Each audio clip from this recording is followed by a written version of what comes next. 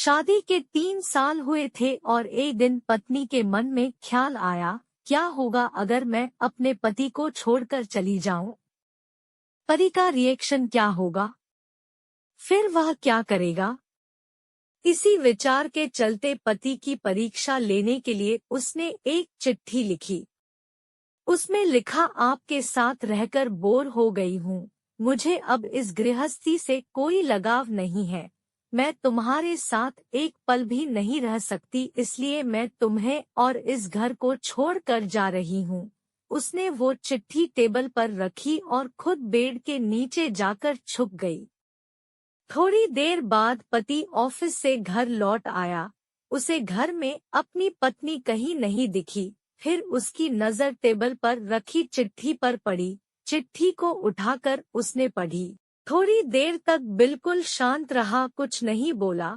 फिर उसने उसी चिट्ठी में पीछे कुछ लिखा और अपने मोबाइल में गाने बजाकर जोर जोर से नाचने लगा। फिर उसने अपने कपड़े बदले और अपनी एक फ्रेंड को फोन लगाया और कहने लगा, मैं आज आजाद हो गया हूँ।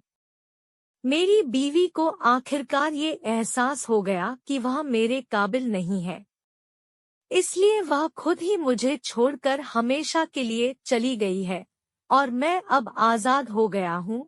तुमसे अभी सामने वाले बगीचे में मिलना चाहता हूँ, फटाफट वहां आकर मुझे मिलो। ऐसा कहकर पति घर के बाहर निकल गया। दोनों आंखों में आंसू की धारा लिए पत्नी बेड के नीचे से बाहर निकली। उसके हाथ थर-थर कांप रहे थे। कांपते हाथों से उसने टेबल पर रखी वो चिट्ठी उठाई और पढ़ी, जिसमें पति ने लिखा था, अरे पगलेट, तुम्हें तो ठीक से छुपना भी नहीं आता। बेड के नीचे से तुम्हारे पैर दिख रहे हैं। तुम जल्दी से गर्मा गर्म चाय बनाओ, मैं सामने के दुकान से बिस्किट लेकर आता हूँ। मेरे जीवन में खुशी तुम्हारे आने से है। आधी खुशी तुझे सताने में है और आधी तुझे मनाने में। आखिर लास्ट में तो हम दोनों ही साथ रहेंगे ना। कभी हम झगड़े, एक दूसरे की टांग खींचे, एक दूसरे को बुरा भला कहे, फिर भी एक दूसरे पर दादागिरी करने के लिए लास्ट में तो हम दोनों ही रहेंगे ना। जो बोलना है बोलो, जो करना है करो। जब चश्मे गुम जाएंगे तब एक दूसरे के चश्मे ढूंढने के लिए लास्ट में तो हम दोनों ही रहेंगे ना। कभी मैं रूठूं तो तुम मुझे मनाना, कभी तुम रूठो तो मैं तुझे मना लूंगा। एक दूसरे को लाड लड़ाने के लिए आखिर में तो हम दोनों ही होंगे ना। जब नजर कम आएगा, सुनाई भी कम देगा, तब एक दूसरे में एक दूसरे को ढूंढने के लिए हम दोनों ही होंगे ना।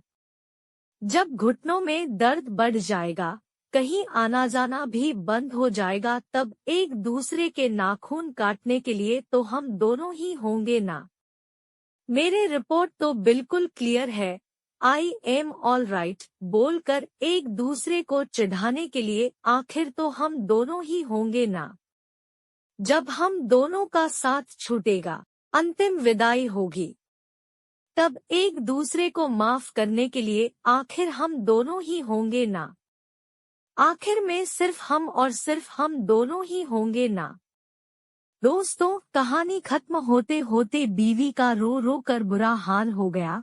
उसे पता चल गया कि उसका पति उससे कितना ज्यादा प्यार करता है। आप भी सच सच बताना, क्या इस कहानी को पढ़ते पढ़ते आपकी आंखों में भी पानी आया या नहीं?